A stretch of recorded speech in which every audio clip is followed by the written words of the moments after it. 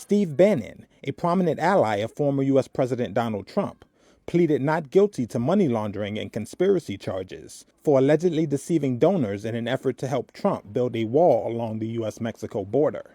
Bannon, who surrendered to authorities in New York on Thursday, entered his plea at a hearing in a state court in Manhattan and was handcuffed behind his back as he entered the courtroom. Bannon was accused of defrauding donors in what prosecutors have described as a private $15 million fundraising drive known as We Build the Wall to help build Trump's signature wall. The co-defendant, We Build the Wall, Inc., was also charged. According to the indictment, Bannon concealed how the drive's chief executive was receiving hundreds of thousands of dollars of donor money despite promising not to take a salary.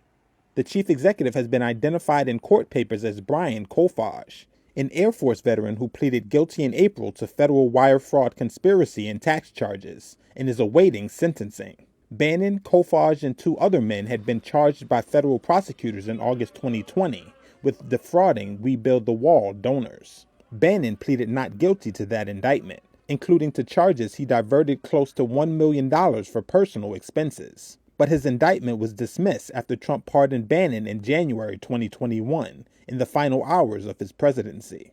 Presidential pardons, however, cover federal charges and do not prohibit state prosecutions. Bannon advised Trump's 2016 campaign and later served in the administration. He was fired amid a falling out, but repaired ties with Trump and has since risen to prominence with right-wing media as a proponent of false claims that Trump's 2020 election defeat was due to fraud. In July, Bannon was convicted of contempt of Congress for defying a subpoena from the committee investigating the January 6, 2021 attack on the U.S. Capitol.